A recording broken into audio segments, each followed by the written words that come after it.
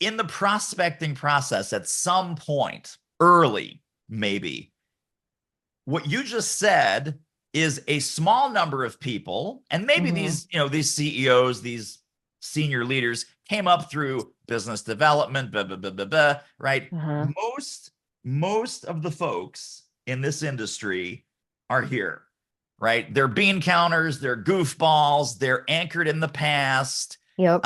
They're about incremental change. They're not about exponential growth. They're not the visionaries. So you're literally talking about identity, right? So the identity conversation is they are, boom, they think, bam, they feel, right? They feel threatened by new technology. Oh my God. They think that doing what they used to do and add in a little bit of new tech or AI or whatever the trend of the moment is, they think that's going to help them compete and survive, right? They are risk averse. It's like, oh shit, she's talking about Frank. She's talking about Frank, my COO. So now the CEO goes, I need to talk to Deb. God forbid she talks to Frank, because she's going to hate Frank's guts, because guess what? Frank is yup. And now they feel special because you're saying only a small percentage, Bob, only a small percentage really get it, understand the implications, understand that the past is an interesting set of data, but the future is where the implementing the vision of the company is going to take place. Implementing the vision of the company does not take place in the past, right? Where you've come from, interesting journey. Where you're going, that's hyperspace. And if you want to go into hyperspace, this is what we're going to talk about. And so you could do it this way.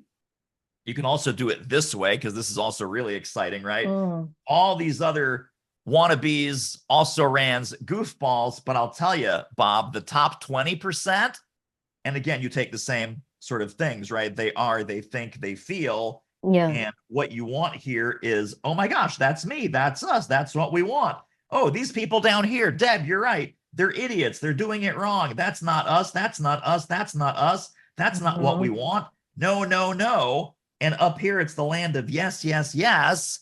And you say, if you're willing to play at this level, then not only am I the best person to help you get there, I'm one of the only people to help you get there. It's like, oh, damn, again, one of the best top 3 in the world at what I do. And so either the pyramid or the pie chart, where you can immediately say, I hope that I'm talking to someone here and that you're not one of these morons, or I hope that I'm talking to someone here and I'm not one of these also ran idiots. And let them raise their hand and let them respond to that. So do you ask them, like, where do you see yourself? Yeah, that actually would be great, especially on this one, right? So on this one, it's like, so Bob, I've got a little bit of a challenging question for you. How high up on this pyramid are you?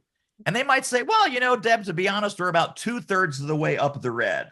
Oh, okay. Well, tell me about how you got to there, and tell me about what you think is missing.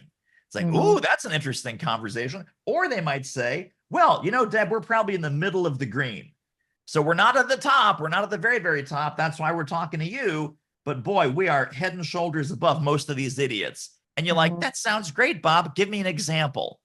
And what else? And what else? And what else? Well, we have this big change management initiative. A lot of our people are not comfortable, but they realize that, okay, so make your case, right? Prove it to me. Prove it to me, or show me and explain to me. If you tell me that you're here, great. Tell me what this journey was like, and then tell me what's keeping you from getting into the green zone. If you're at the top, awesome, good for you, but prove to me that you're in the green zone.